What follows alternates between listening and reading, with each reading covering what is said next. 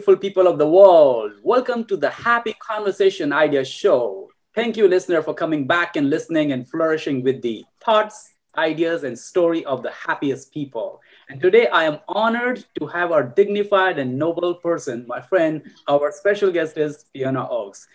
For those who are not aware of her global elite accomplishments, here is a small, lovely introduction of Fiona.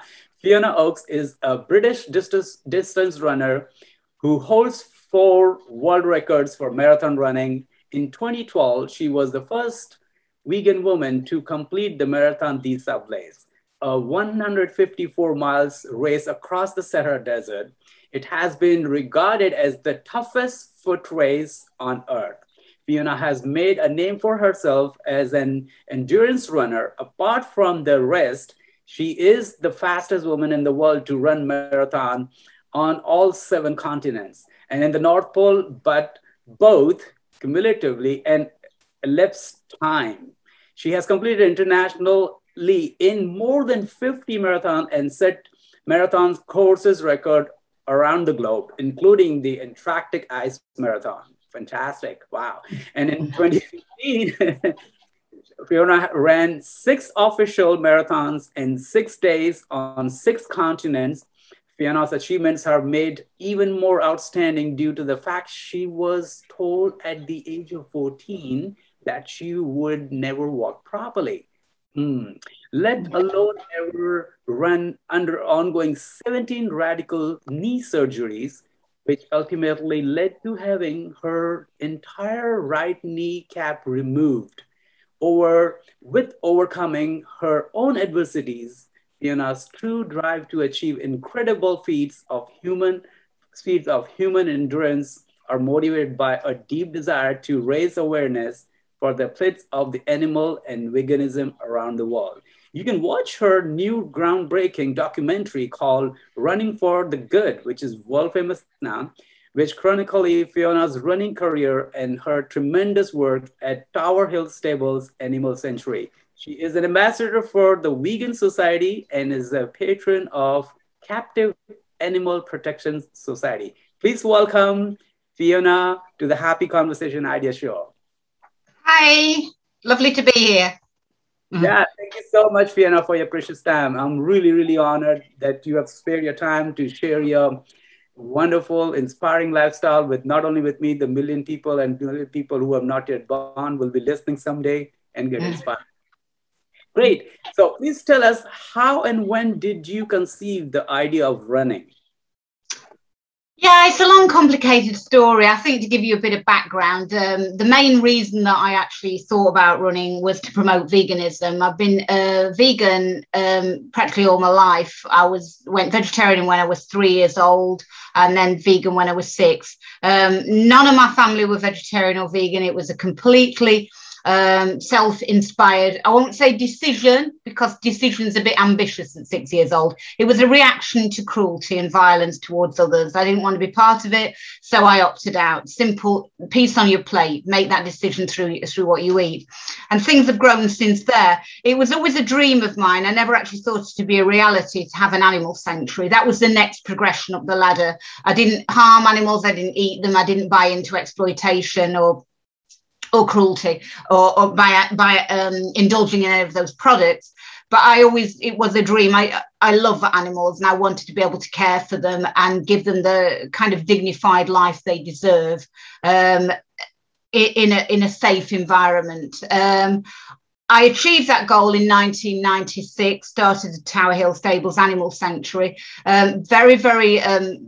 I didn't even start it as a sanctuary. I started it as a place of sanctuary for the animals that I was already caring for. But after a while, I realized that's not enough. I'm just addressing the symptoms, not the cause that the animals are needing rescue in the first place. So I literally wanted a platform from which to speak out from, to promote veganism. Just to say, you know, despite the bad press vegans tend to got, because at the time, until very recently, if veganism hit the headlines, it was in a negative way, not a positive way. And I literally just wanted to be able to say, hey, guys, you know, forget all that. You know, I've been vegan for many, many decades and look what I can do. It was before social media, and it was before, so you had to use the mainstream media as a vehicle to get a message out there. I'm not well connected. I can't just call on people to kind of promote my story. So I thought, well, what can I do? I'd always been sporty. Despite losing the kneecap, I was a competitive cyclist. I can do cycling because it's no impact. Running is very high impact.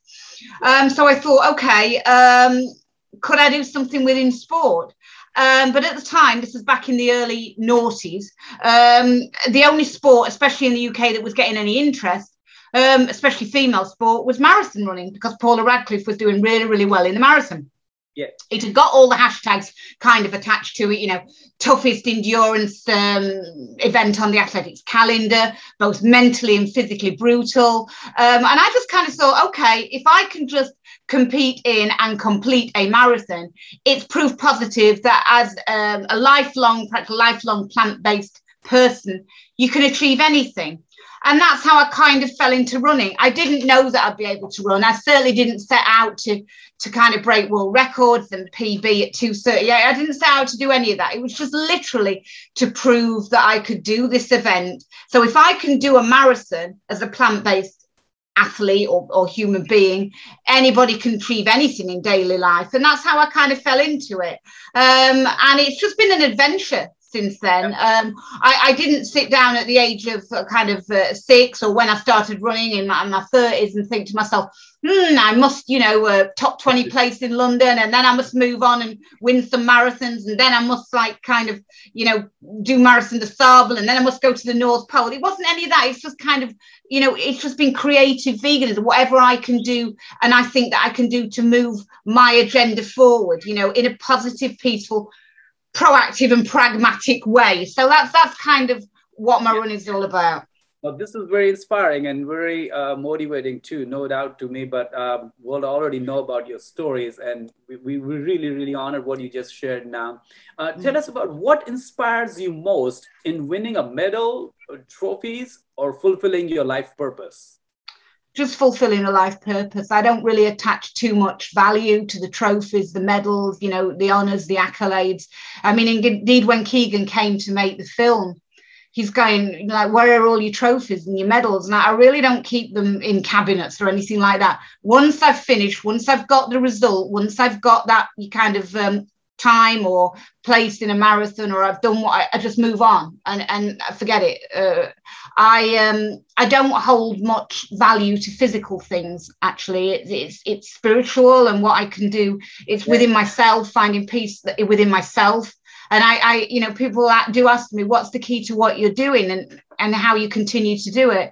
And I think that's the biggest message: know yourself. And it's a lifelong journey. And I said to one guy when I did a podcast quite recently, he was asking about the Marathon de Sables, because when I started running, I kind of want to inspire people.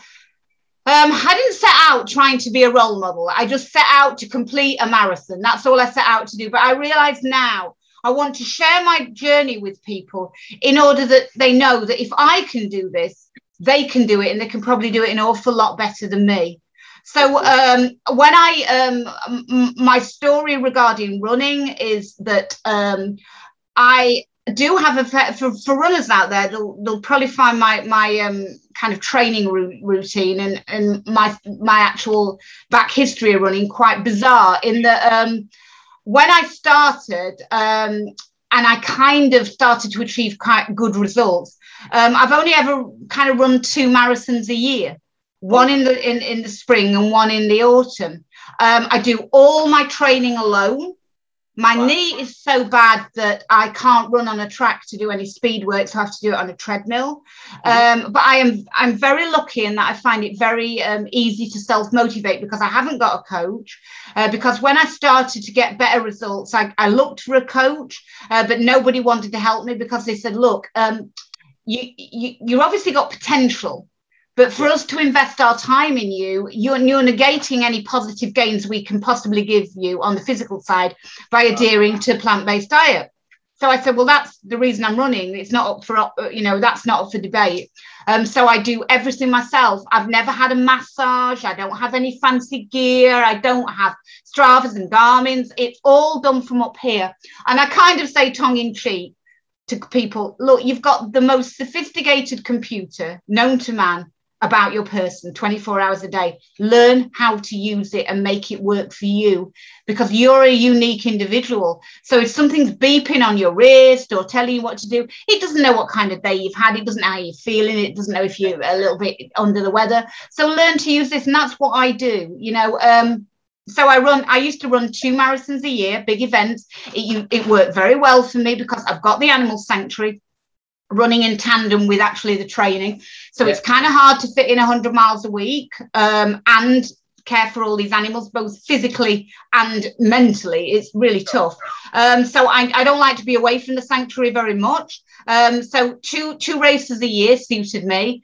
Also, it was financially much better because I was running on elite starts. Yeah. So the race organizer would invite me to races, they pay my expenses, and literally all I had to do was be away for 2 weekends a year and deliver one morning in the spring and one morning in the autumn, the time that I trained for. And that kind of worked for a few years. I mean, I've got 2 top 20 places in world's major marathons. I've got a PB of 2:38. But after a while, although I was getting some, positive press for the sanctuary, I'm also a firefighter. So, people were amazed that, you do, this kind of, it wasn't really engendering the interest I'd hoped for with the vegan side of things. That was kind of getting overlooked. Yeah. So I thought, okay, I'm gonna change tack here. I'm either going to give up, or I'm going to go off and win marathons, pick smaller races around the world and try to get, people on board, oh, look, vegan. Because I do actually, back in 2004, I realised that I was going to be on the elite start of the London Marathon, which meant going off 45 minutes ahead of the men and the main field. So it's a small handful of women would go off alone, and you would run alone the 26.2 miles through London. And at that point, me and another guy decided to start Vegan Runners because it was just an opportunity of giving a free advert for veganism. You had to have you had to be in an affiliated club to run on these starts. You can't just turn up and run with anything written on your vest. So we affiliated Vegan Runners, which was just free advertising for veganism, in terms of the fact that people would make that subliminal connection while seeing you with the elite guys on the front of the races and thinking, vegan must equal being better than the rest. So I went off for a few years, winning races around the world and kind of breaking course records. And then, it's hard work. And I thought, is it promoting veganism as much as I'd like? Probably not. And then one of my friends, and I'm very keen to sort of always say that he was a friend, he is a friend, but if your friends suggest you do this kind of stunt, what do your enemies tell you to do? But he said, look, Fiona, you've got fantastic road running results. Why don't you do Marathon des Sables? And that's when I thought, oh, what's that? Back in 2011, it wasn't so well known. It's supposed to be the toughest foot race on the planet. Indeed, it is very, very hard. And he said, if you can do that, that's got to be proof positive that a vegan can do anything, because I was going to be the first vegan woman to compete in it. Back in 2012, when I first did it, it was a tough race, not least so because there weren't the synthetic products available. You got to carry all your own gear for the week. So my sleeping bag was huge because I wasn't going to, carry a down sleeping bag. I wasn't going to use any down products, anything from an animal.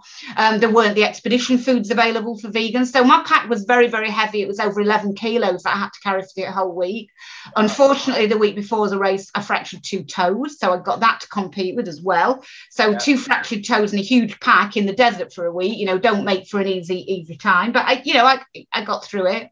And then because I'd effected a rescue of a woman on the first day, the race kind of said to me, if you want to come back next year and try and hit it hard without the fractured toes, we'll give you a place and you can come back, because even though it's a very brutal race, places are very, very highly sought after. But at the time, it seemed like a wonderful idea. But the same friend that suggested I do that then said to me, look, Fiona, you've done it. You've got the medal. You've proved you can do it. You did well enough in it, even with the fractured toes. Why don't you do the polar marathons? And, and I'm thinking, well, okay, that's really got to prove a point, because in the UK, if you come inside and it's cold, you say, oh, it feels like the North Pole out there. And if you want to articulate how tired you are, you say, I feel like I've run a marathon. So put the two together. If I could just compete in and complete the North Pole Marathon, game on, that's got to really prove a point. So I went. I didn't actually believe there would be a marathon at the North Pole. I thought, it's bound to be just somewhere in northern Norway, and it's going to be very cold, and they can't possibly ask you to run a 26.2 miles at the North Pole, surely, to goodness. But I was completely wrong. They do, and I went out there, and it was an amazing experience, very humbling experience. I won the race. I was the fastest woman to ever run a marathon out there. I podiumed with the men, and that's when the world records came into play. But what I will say is, when I was talking about the ultra stage races, the ones that you actually have to carry all your own possessions for the whole week. Mm-hmm. So basically, if you haven't got it on your back, you're not going to get it. And it completely changes your perspective on life. In terms of when people say, well, what do you mean? And I'll say, well, when I got home from the Marathon des Sables first time, my mum turned the tap on in the kitchen, and this blessed substance came out. I was kind of transfixed at this. And she said, what are you looking at? And I was saying, it's water, it's water, and I can drink it, and I can have as much as I like. Wow. That's the miracle, and that's something that so many people don't enjoy. It's a luxury that so many don't enjoy. And every little item that you carry about your person becomes an absolute treasure. You might find a cashew nut you didn't have, or a boiled sweet. Oh, I found that, I'll save that for later. And it really does make for a very, very humbling experience, which actually, if you open your heart and mind to it, can change your life forever, change your perspective on life. Right. And it has done that for me. And I always am very, very reticent about saying, don't get me wrong, it's a very hard race.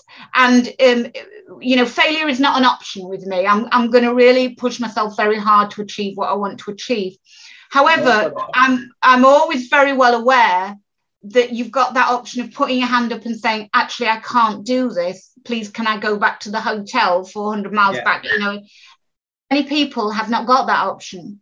They are struggling and suffering all the time. And that should always be at the forefront of our minds in the Western world, because we just do not appreciate what we have, and we take for granted so much. And rather than looking at, it's here in the UK, people, we have a saying, the cup is either half full or half empty. People are always, their cup seems to always be half empty. They're always looking at what they haven't got, rather than being blessed and realize how blessed they are for what they do have. And in a way, it's very sad, because they're on this never-ending treadmill of never achieving happiness, because they always think that there's something else out there better, rather than sitting back and just enjoying what they do have. And that's what I mean by know yourself. I mean, I know myself. I know what makes me tick.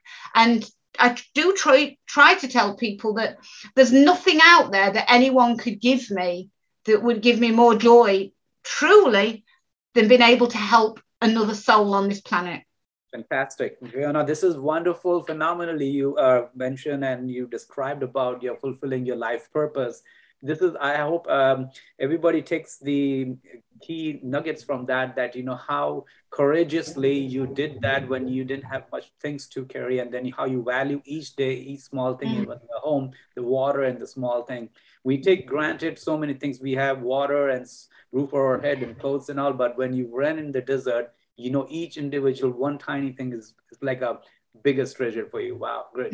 Now, please tell us, how do you think that running has evolved over the time in terms of planning?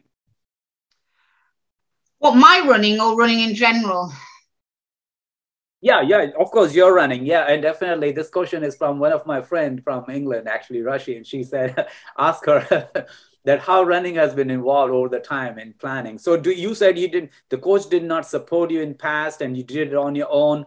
and you have done by training by on yourself. So what is in terms of your planning? Would you like to share your planning when Yeah, you? I mean, basically, when I started to do, so for instance, when I started to do the ultra races, which require much longer distances normally, traditionally, people tend to run a lot more miles in training quite slow.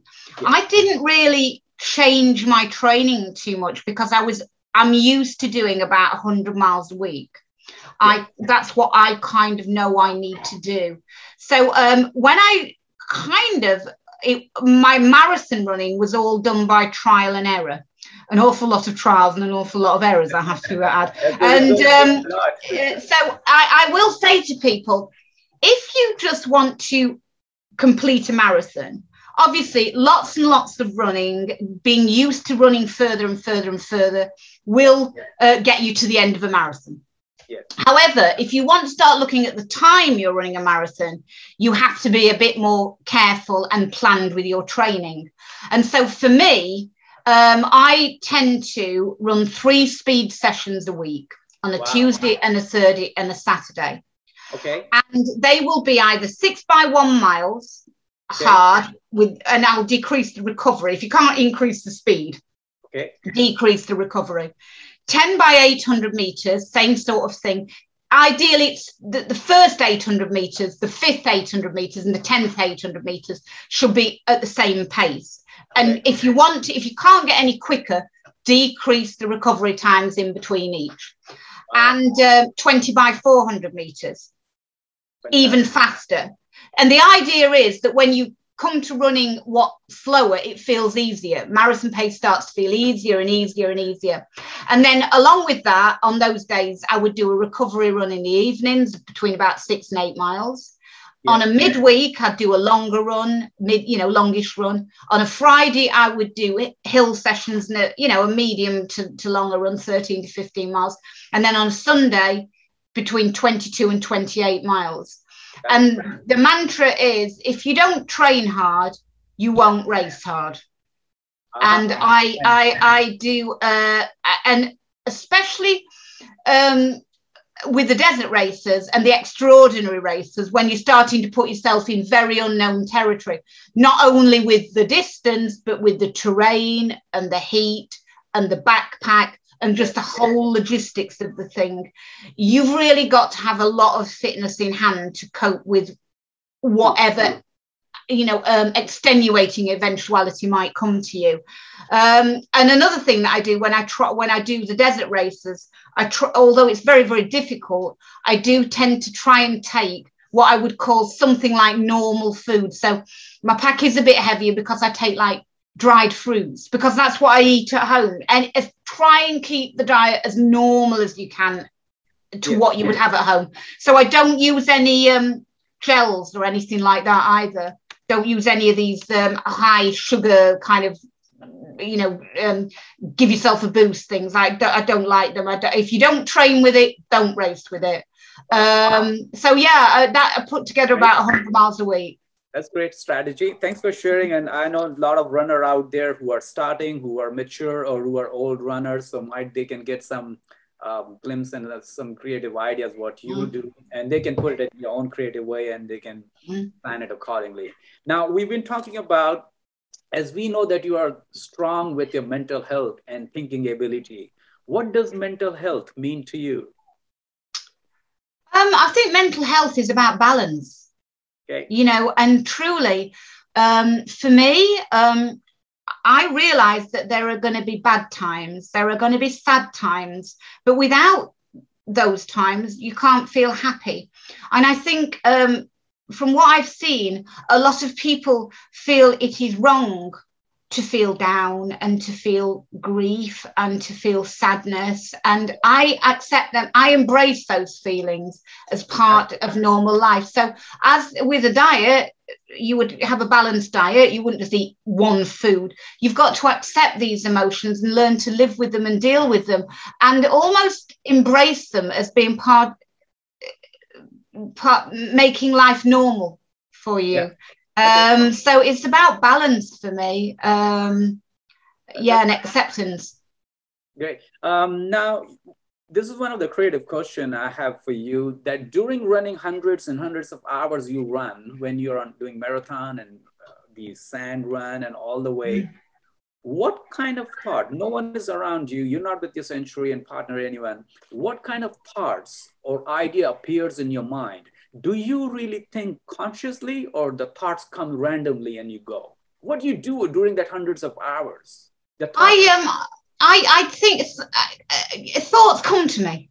Okay. Actually, it's creative time. Running time is a creative time. I mean, a lot of people say, oh, you spend a long time running, you know, and I can't spend all my time doing the animals. I mean, sometimes I run at night. If I can't run in the daytime, I'll take my head torch, and thoughts come to me, and I find that it releases thoughts. It clears my mind, and my mind becomes blank, and then it allows the gates to open. And thoughts come in, and they might random thoughts. I mean, obviously, if I've got things on my mind when I go, I'll think about them and find solutions. But, you know, I'll be out there and new perspectives will just come to me. It's time when I can really focus on just thoughts with no distractions. So I find it very, very, very beneficial. Not only when I come home do I feel physically better, but I feel mentally better. Wow. And, you know, I think it gives me a mental agility as a physical agility. So, yeah, all sorts come to my mind. And I come home very often, and it's my creative time. And I come to my computer and I say, I must get that down. I must think about that. I must do that. So, yeah, it's a very, very good way of just being out there in the wilderness. Lovely. With a clear mind and clear thoughts. Thank you. Thanks for sharing. Who is your role model as a runner? I like all sorts of people. I mean, Lorna Kiplagat, because she helps women through a Lorna Kiplagat Foundation, you know, it helps Kenyan women to get on. I make no secret of the fact that one of the great runners out there that has always been very, very good to me and kind to me is Haile Gebrselassie. And I was, the first time I met Haile was in Amsterdam. Jos, his coach, had invited me to do the Amsterdam Marathon. Yes. And it was a really, really funny story, because I will say to people, I don't look like your conventional marathon runner. And I always feel quite embarrassed when I'm on start lines and they're like at the front and they're panning the cameras across, and there's these elfin like little Kenyans and Ethiopians, and then all of a sudden I'm getting quite panicky, kind of thinking if I turn sideways I won't look quite as big, and I kind of feel like the love child of Mrs. Blobby and the Michelin Man standing there. And yeah, because I'm quite muscular upper body. I mean, obviously I've got the sanctuary, I'm a firefighter, so you know I'm just not conventional looking marathon runner. And I first when I went to Amsterdam, Jos invited me there on my times, and I'm wandering around the elite hotel, and I said to my mum usually travels with me because I have no coach, do you think we'll see Haile Gebrselassie?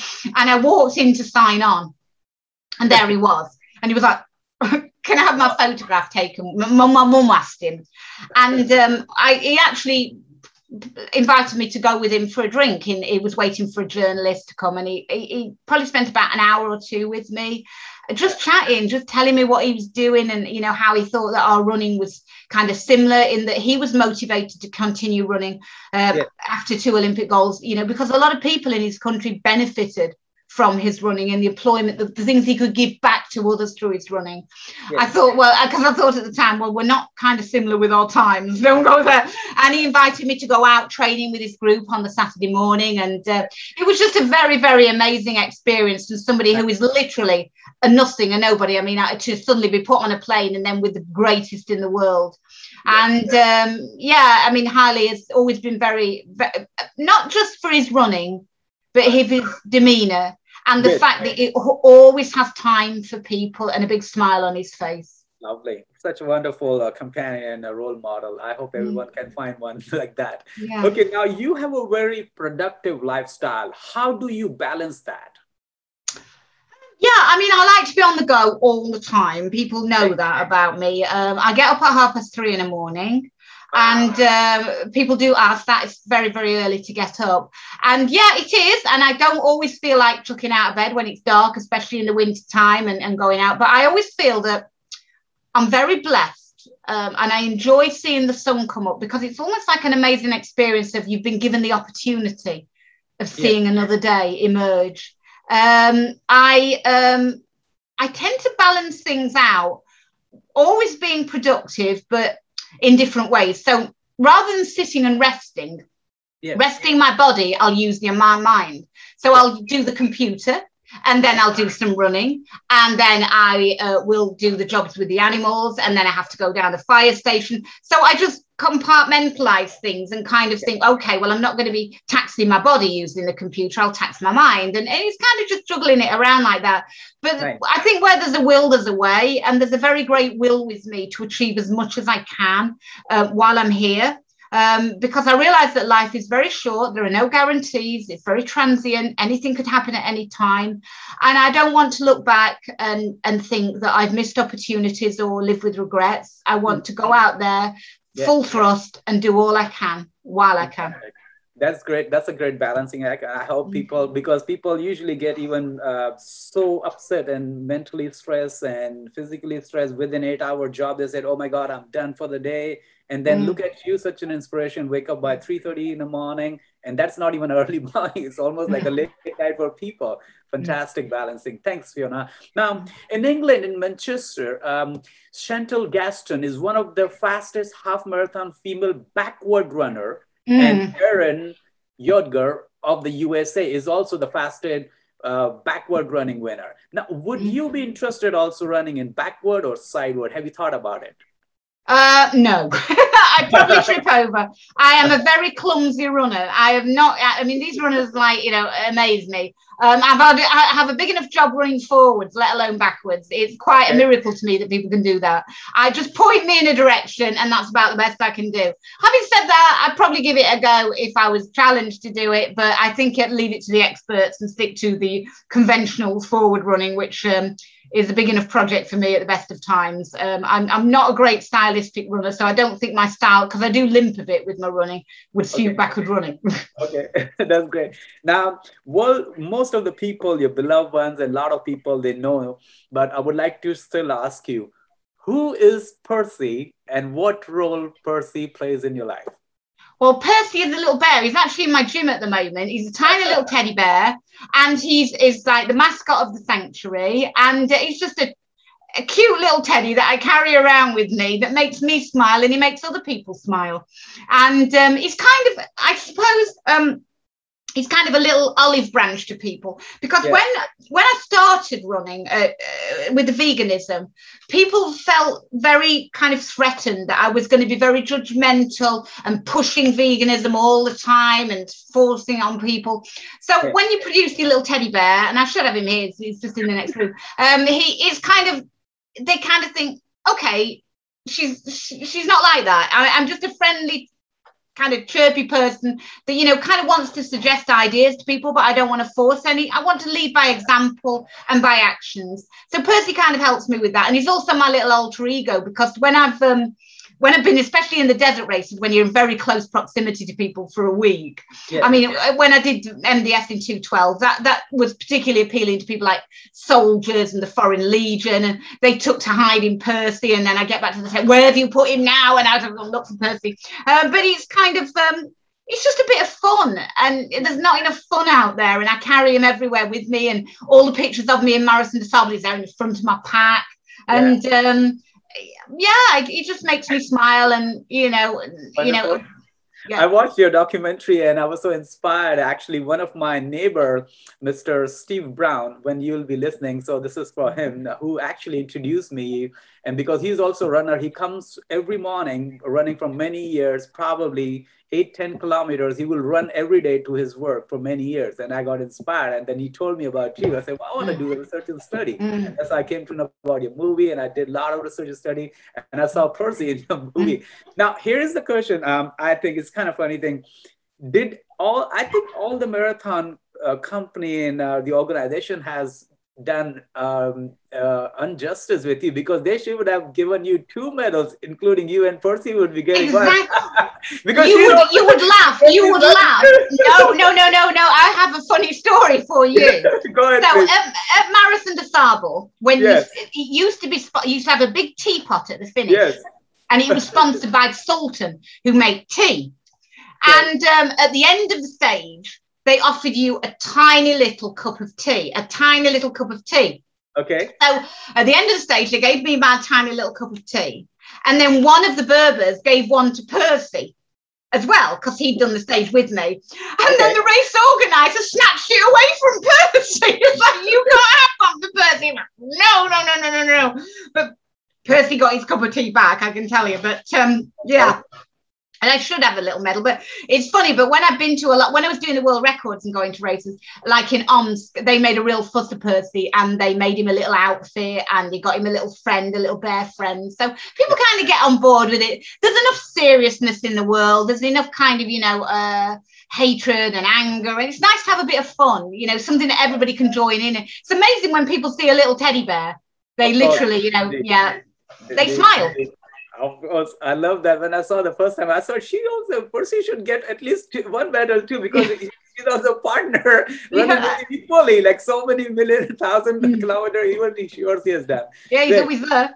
Lovely. Okay, Fiona, now there is a lot of myth and little understanding and misunderstanding about veganism. Now, my question is, lots of people still think just eating vegetable, you become vegan. And the thoughtful people thinks, stop killing animals and become vegan. What does really vegan mean to you? Would you like to explain? Yeah, for me, veganism is not really just about food. It's about the whole way you view life. It's about being empathetic to others, human and animals alike. I would say that a lot of people are confusing probably veganism with plant-based. Yeah. So for me, it's almost spiritual veganism. It's literally the food is probably about one of the least important things. I mean, most people just ask me, "Oh, what do you eat to do all this?" And I only eat one meal a day. Wow. And the food that I eat is very, very basic food, because I do have the animals to consider. It's a very, very expensive thing to run a sanctuary. All my own money, my family's money goes into the sanctuary. I'm a very, very basic vegan. I have, lentils and beans and pulses, just, and vegetables seasonal. So for me, being vegan is about eating seasonally.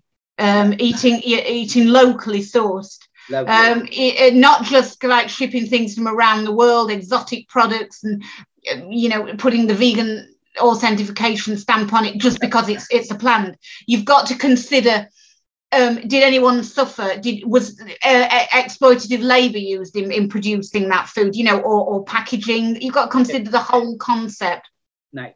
That's what it's about for me. So it's about a holistic lifestyle, just rather than focusing solely what's on your plate. And I do say to people, veganism or plant-based living is surely healthier for the animals if you're not indulging in eating or consuming meat or dairy products. But a lot of the processed food that is now whisked its way onto the shelves in supermarkets, especially in the UK, is not that healthy, and it's not ethically sourced. And if you look at the packaging it's in, we've got a problem there. So, you have to think about the whole thing rather than just saying, oh, well, it doesn't contain any animal products. No, that's great. But it's beyond that. It's about considering how that food is produced, and did anyone or anything suffer to produce it. So, it's about a whole... It's a journey. I mean, I'm not a vegan expert. I just do my best. I make mistakes. Everyone does. But I think the most important thing is to embrace and acknowledge those mistakes and learn from them. And in the same way that I say, to any new runners, you're always going to learn most from the runs which are toughest. So and that's what veganism is about. It's just about, and it changes constantly. It's like a flow. And when I started, it was just about, I love animals and I don't want to harm them. But then you start looking at the way that me being vegan can help other people around the world. It can help animals. It can help the environment. It can help the planet, the future, all those things. Fantastic. Thanks for sharing that. A lot of people can also understand that this brief introduction which you have given is phenomenal. Thanks so much, Fiona. Now, what is your advice and ideas for the youth and young runners? Yeah, don't put too much pressure on yourself. Think about the distances you want to run. I mean, I get a lot of younger people come to me and they want to run a marathon, and don't do anything too soon. Don't burden your body too soon. Don't do too much. Don't overload. Be sensible, and don't be bullied by coaches. Do what's right for you, and the most obvious thing is, depending on what entry level you're at, and I know that even at kind of a domestic entry level now, there's a lot of substances out there that you shouldn't be taking. Always keep it clean. Keep it clean. I mean, the drugs in sport, it's phenomenal. Even at the lower levels, the lower tiers, the best results that will benefit you are the ones that you work hardest for and do most honestly. Don't cheat with the running. Don't cheat with anything. Don't cheat in life. Work hard for it, and the rewards are many, many, many fold, much more so than medals and trophies. In your soul, you've done your best. You couldn't do any more, and you've done it honestly. And that's probably the thing I get most back from my running is, I know people like, could you have been better? No, I probably couldn't have been any better. I mean, I've worked very, very hard, but I can tell you that everything I've done honestly, absolutely 100% honestly. Thanks so much, Fiona. Now, Fiona, you being a woman, and what are the key elements once a female runner should understand, do's and don'ts, while beginner or even the expert one? Because you have suffered from the stage one till where you are today. What advice, especially for the woman as a runner, would you like to give? Well, I never really think of myself I just think of myself as a runner, to be honest with you. I don't really know. I mean, I'm just a competitor in a race.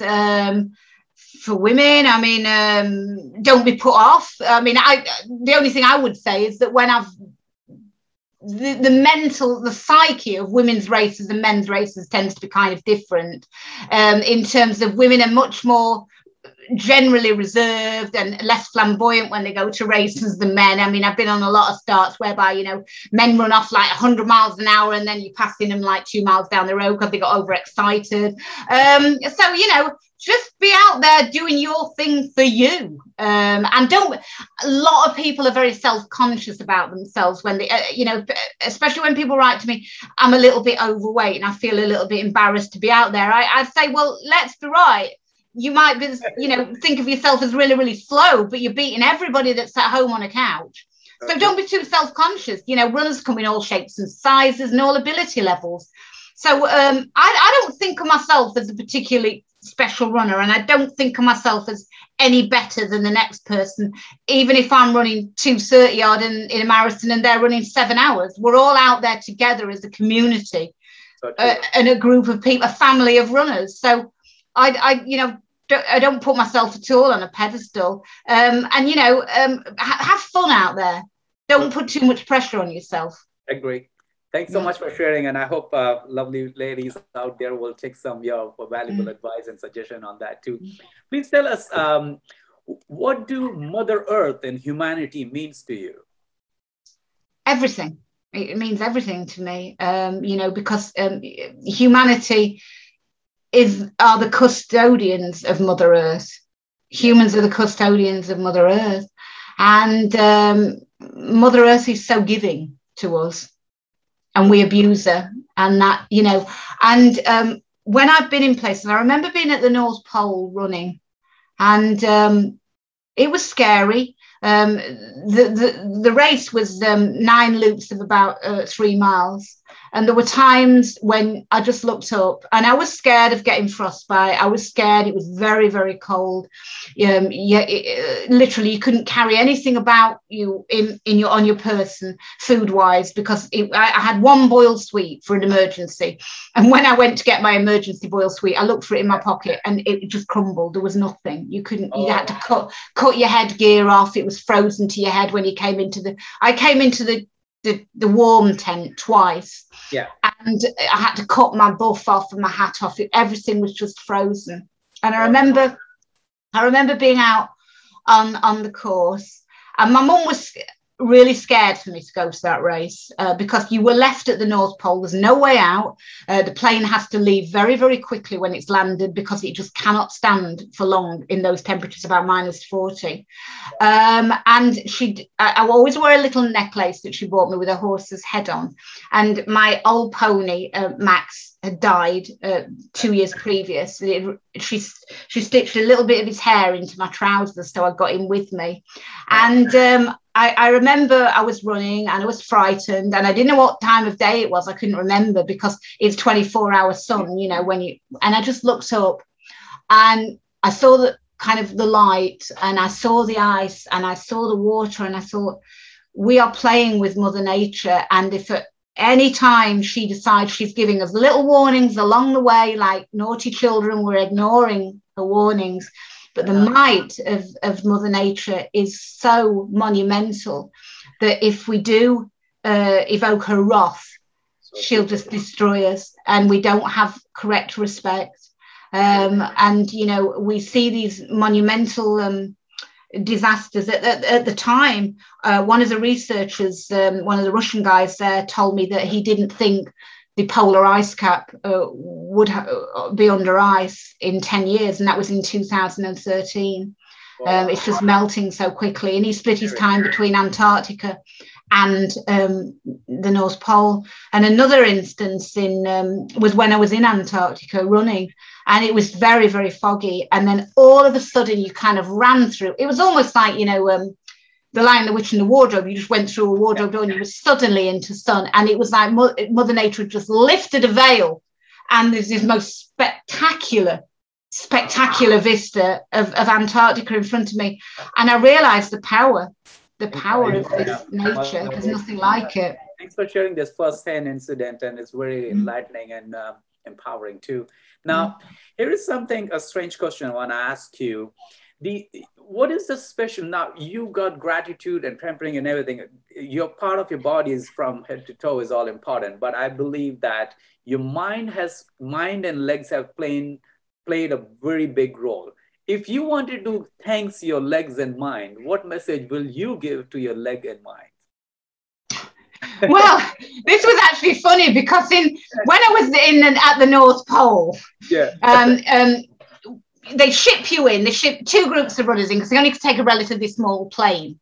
Okay, and you get off the plane, the door opens, it's absolutely freezing cold, and they quickly usher you to a tent, which is absolutely boiling. It's like a sauna. I remember just laying there in a t-shirt, sweating away. The idea is that when you come in from temperatures that cold, you can't warm up naturally, so it's got to like hit you. And I'm laying there with a lovely lady called Lynn Hoon. And she was kind of scared of talking to me because there was this kind of hype before the race that I was this really crack runner and I was really, really good. And Lynn was there to kind of walk, and I was there to supposedly run. And she was a little bit, you know, unsure about talking to me. And I realized that she hadn't got the right gear with her. She'd not got a buff. She was panicking. So I said, look, I've got all this gear, but together we can each have enough. Now just get what you need.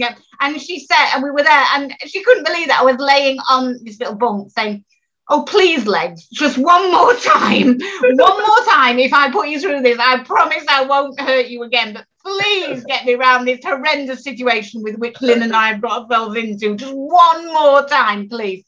So I think that's it with the legs, definitely.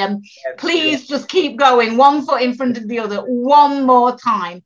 And my mind, I mean, I'm just very blessed with my mind because I'm very, very focused, and I'm very, very grateful that it can remain strong.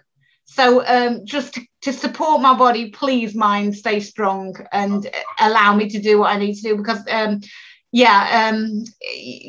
think generally speaking, your body can only overcome what your mind allows it to and pushes it through. And the mind is the most important thing. And I know with the, a little bit less so with the people, when they ask me, what's the toughest race you've ever done? Yeah. And they expect me to come up with something really kind of, you know, not sexy, but, you know, something really kind of, you know, something off the wall. And it's definitely the road marathons, the fast road marathons. I think basically because although they're over relatively quickly, the amount of grind and training you have to put in to deliver a quick time is just brutal. But the longer runs, they teach you a different lesson. And I remember somebody saying to me, with the ultra events, it tends to be less about the body and more about the mind. Right. And I think it's about 70% mind and 30% physical ability, actually. So if your mind can remain strong and focused, it's such a blessing. Fantastic. And yeah, so true, Fiona. What you just explained is, it may be a strange question, but it's a valuable learning from here that we can learn about that our bodies are servant of our mind. Whatever the mind gives an order to us, and the body reacts and then acts and reacts to as well. So make sure our mind is always towards a perspective, like productive results, not thinking negative, and towards goal-oriented as well too. Okay, now let's take this second round we call Make the World Happy Round. So your short and lovely answers are welcome. Okay, what inspires you every day to become the better runner? The animals, and the idea that the better I can be, the quicker I can be, the more I can achieve, helps the animals in some way, by promoting veganism. So that definitely what inspires me there. Fantastic. Next, what happens when you are thankful? I think I'm always thankful, but I can achieve more. Okay. Because being thankful for what I've got enables me to get the next step on the ladder to want to achieve more. Okay. Because I always want to be thankful. Lovely. And thankful of everything. Lovely. That's a great answer. What is one thing money cannot buy? Or many things? Well, many things, but peace of mind, and peace within. Peace within your soul. I mean, you know, when I've been in the desert, people say, what do you? I say, well, look, when you're running along, if somebody came to you and offered you a gold bar, you wouldn't want it because it's too heavy to carry and it serves no purpose. Water, food, shelter, companionship, no fear, no pain. The very, very simple things, they are the most precious things. Money can help you achieve these things and help others, but in essence, it can't make for a peaceful and tranquil soul and mind. You've got to find that within. You've got to know yourself. Fantastic. And I don't think money can buy that ability. You've got to be able to do that for yourself. Fantastic. Thanks so much, Fiona, for sharing that. Now, you have your century. Have you named all the animals, and who's the oldest? The oldest animal here would probably be, let me think, I don't want to do it injustice. It would be Pegasus. And he's Pegasus, he's a horse. He's a horse since I've had from a foal. He's well into his 30s now, and he's gone blind. And he's a very happy chap, and he's doing very, very well. But Pegasus is probably the oldest. We've got quite a few older horses, but what is his color? Body color? White. Grey, white, yeah. He's what they call a Lipizzaner, one of the like the Spanish riding school horses. He's a big white Lipizzaner. Yeah. Fantastic. Good. What are the benefits of being a happy person? You seem to always happy person to me, especially. What is the benefits? I think you can spread happiness to others. Positivity, I think, engenders positivity. If you are an angry person, it creates an angry aura and it spreads and it eats away. And I think that, if you are positive, and you are proactive, and you want to spread that message, I think it exudes from you, and that's what I don't like negativity. One thing that I will say is that I don't have an awful lot to do with is the social media. I think is quite a toxic environment with which to inhabit. And Yeah. I think it's very, very much overused. And I'm kind of always shocked that people want to live their lives through a telephone, or rather than actually get out there and experience it for themselves. You know, I go for runs sometimes, and I see people. I run along the sea wall, so it's very, very beautiful. And there will be swans on nests, and nesting birds, and migrating birds, and rabbits, wildlife. And people will be on the phone, walking along on a phone. I think, open your eyes, open your heart, open your mind, look around you, experience this. Why live that life through a lens? Why not just live it and, you know, breathe it, eat it, feel it? You know, you're out here. And so, I just... I know we are neglecting our Mother Nature's beauty surround us, and then it's fading day by day with the electronics, which is at some time it's good to interview like you from a distance and all, but at the same time we misuse that the benefits of too. Okay, next, you have to choose one from this. What would you choose? Money, fame, legacy, or love? Love. Why? Because it's the most important thing, because we need to learn to love each other. And there isn't enough love in the world. There isn't, and it sounds such a cliche. A legacy would be great, because it's a legacy of love and peace. But there isn't enough love in the world, and I think you need to love yourself in order to then love others. And to do that, I think you've got to be a good person. So I think they all kind of connect, but definitely love. So true. Thanks so much for sharing. Okay, among these two words, which word attracts you most? Starter or finisher?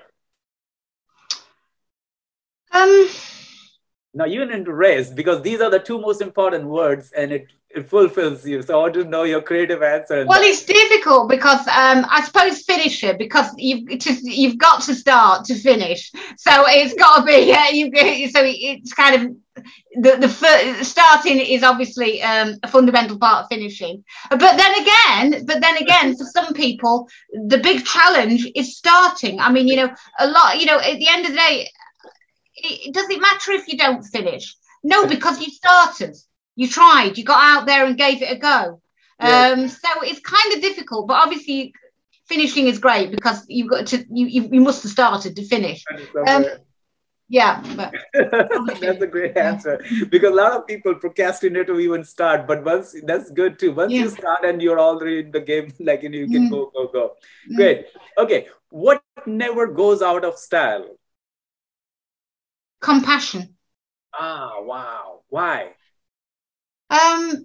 Because we should always be compassionate towards others, and it's not up for option being compassionate. I mean, so it's not something that's it's transient. It should be there all the time. It's the fundamental part of how we live, compassion to others, and it's not a fashionable thing. It's an absolute essential thing.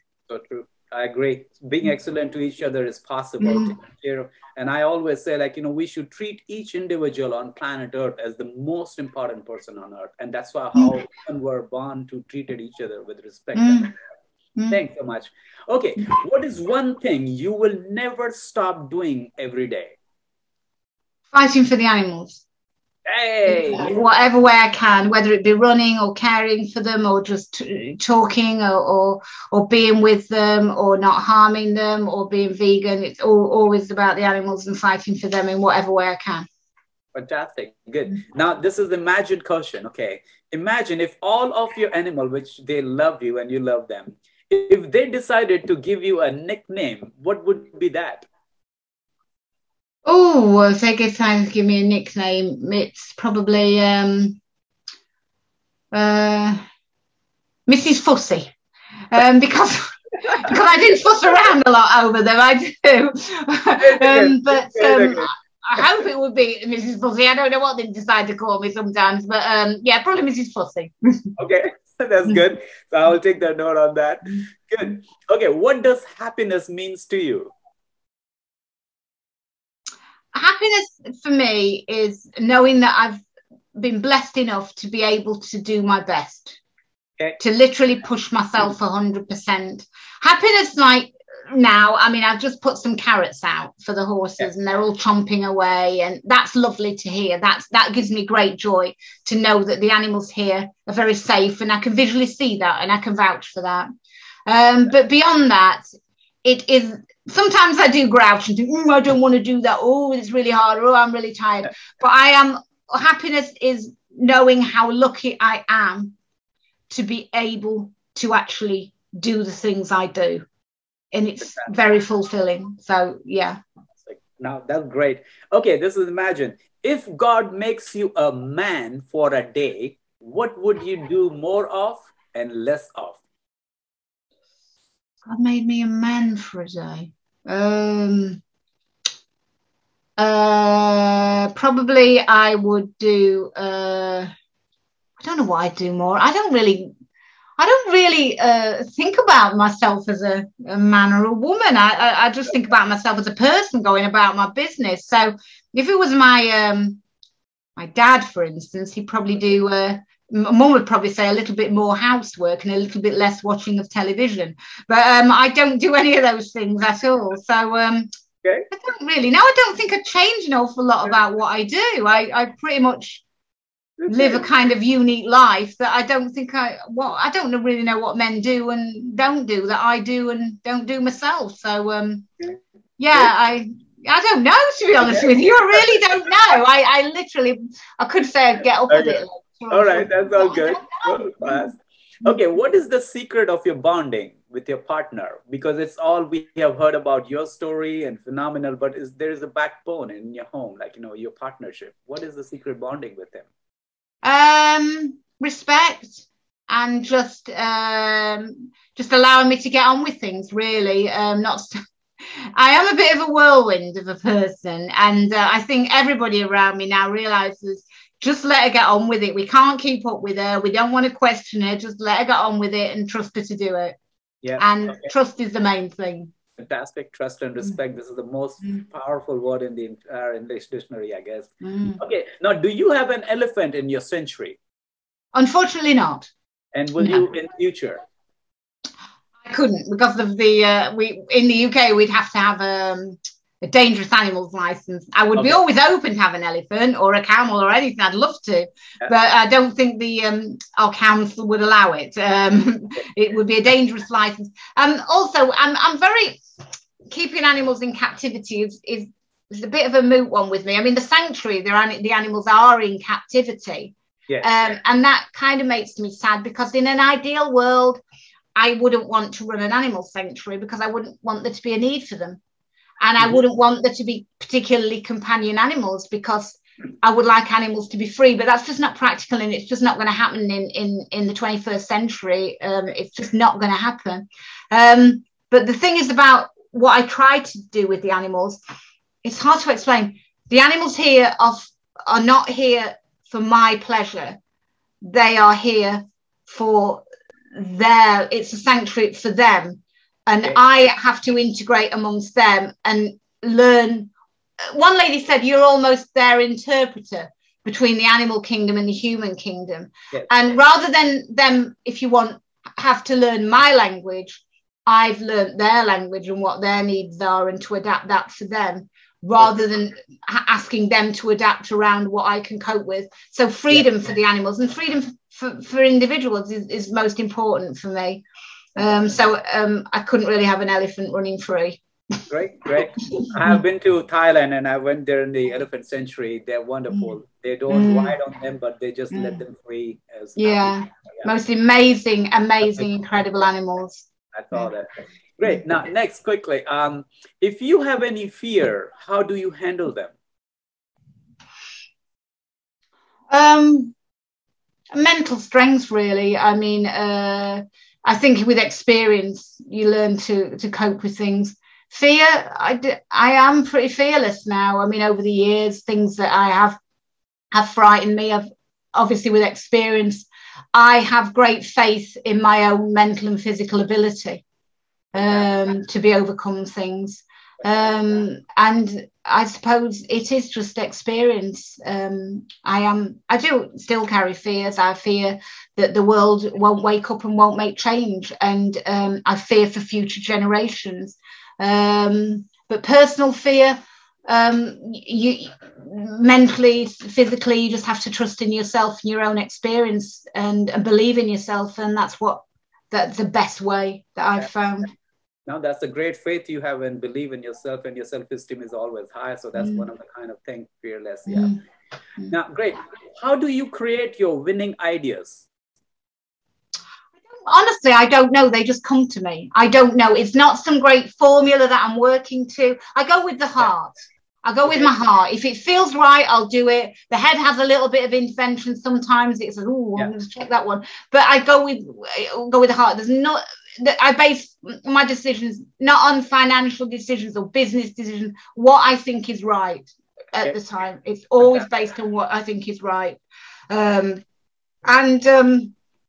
Yeah, beyond that, it's kind of creative thought. Things just come to me and I run with it. If I think it's a good idea, I run with it, and literally. And like with the running and the events that I've entered strategically,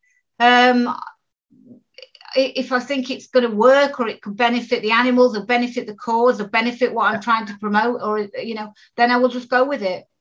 So do you write down the ideas sometime, where you store in a treasure or journal, or you remember, your memory is sharp? And my memory is very, very sharp. And when things come to me, they stick with me. It's not something I'm doing. It's coming from within me. So it's a part of me. It's like, so if I think of something, it's like a natural, it's part of me. It's not, oh, that's a good idea. It's more than an idea. It's kind of exuding from me as part of me. I might jot one or two things down occasionally, but once it's in here, once it's come into my head, it stays there, and I've got to work on it, and I've got to go with it. Fantastic. Good. Okay, now we are coming close to the show. And then what do you see when usually you are at the finish line of the marathon? Do you see a medal? You see your personal happiness, or do you see your happy animals? I see the happy animals. I have to say, when I come to the end of a marathon or an event ever, I'm never particularly satisfied with what I've done. My immediate thought is, could I have done a bit better, or could have been another time barrier I could have broken? When I see the finish line, I think it's just relief that I've been allowed to get through another race. Usually when I'm running, I'm like every other runner, and I am saying to myself, never again will I enter another race. It is appalling, and I never am. And then the minute you get over the finish line, it's, where's the next one? What can I do next? And it's literally job done. I hope I did my best for the animals. What can I do next? Where can I raise the benchmark a little bit higher? How can I do something different next time? How can I do more? That's what it's all about. But I do kind of think that it is a cliche to say, there's no such thing as standing still. You're either moving forward or backwards, because your competitors are always moving in it. And so I'm always trying to mix it up and think, what can I do, or where could I have been a bit better? But it's definitely the animals. And yeah. So it goes credit to animals. Fantastic. Thanks. Very selflessly, very grateful and cheerful you are. Okay, now this is the imagine question. Imagine if you would be the host of this show, and if I would be the guest of this show, what question you would have asked me? I probably have you. Are you completely mad? But I think I'm pretty much, literally. I think I don't know, to be honest with you. I always find it very, very difficult that anybody wants to ask me any questions or is in any way interested in my life at all. And it was a complete bolt out of the blue when Keegan actually wrote regarding making the film about me, because I was thinking, why would anybody want to make a film about me? Why would anybody be interested in what I've done?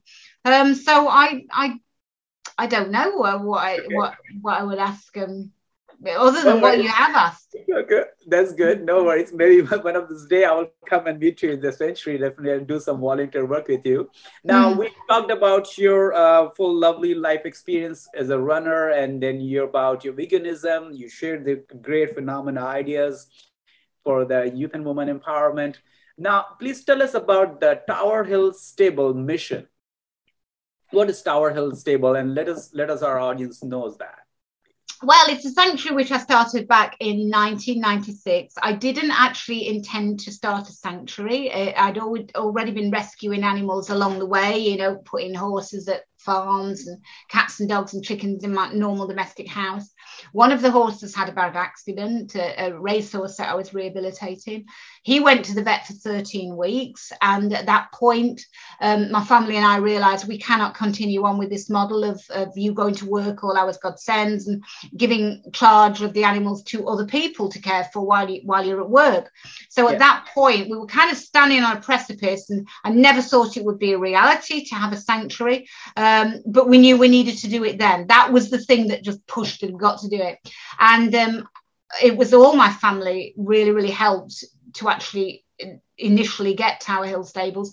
I had a very, very elderly aunt, and Auntie Nancy, we called her, and my mum told her that there was a chance that we might be able to get somewhere. We were trying to get a place with some land where Fiona could keep the horses and the other animals safe. And she went to her, she kept her funeral money in a sock under a mattress, and she said, give her this and I just won't be able to die just yet. And it was literally all the family piled in to try and make this happen. And that was 25 years ago. It didn't start as a sanctuary. It was a place of sanctuary for those animals that I'd already rescued, but it grew and grew and grew from there. And it is a place where animals are free to roam amongst each other on their terms in a dignified fashion, to live in peace, to live without fear, to be cared for and loved. And when the time comes for them to pass, they pass with dignity amongst their own kind. And that's the principle of it. It's not a petting place. It's not a place where the animals are asked to perform or live on human terms. It's as much as I can allow them to live amongst each other on their terms, with me being like Mrs. Fussy, running about, providing for them, caring for them, doing all those things. But essentially speaking, I like to see them as naturally as possible amongst each other. So the cattle, I've got 78 cows. They live in a herd, a large herd of cattle, young and old, male and female together. As much as I can recreate what they would have in the wild. I can't make it the wild. It's not practical and it's not feasible. But it's about keeping it as natural as I can for them. Fantastic. Thanks so much. And how can the world can contribute towards your this sanctuary? Is there any way or a website? Well, they can contact all the website and links down there, but any specific one you want to say? And anyway, you know, I mean, if you can donate, that's great. That's fantastic, because obviously it's a very, very expensive thing to keep going. It's my feed bill is about £20,000 a month to feed all these animals. But you know, it's, you know, just spread the word, you know, share the Instagram. I mean, obviously I don't do the social media stuff so much, but someone else does. So share the stories, share it, because of a wider audience, somebody might be able to help. And just support the principle of it as well. Keep it in your hearts. Keep, you know, if you find anything that I've said of any way interesting or informative or inspirational, keep that thought in your heart for the animals. Even if you can't, and just reach out and just support. I get some lovely messages from people, and they do actually motivate me and keep me going. Even, you know, if you can't, just saying, you know, you've made a difference, or sharing your story with others and made them change their attitude towards veganism or towards the animals, you know, and the way they view animals, that means so much.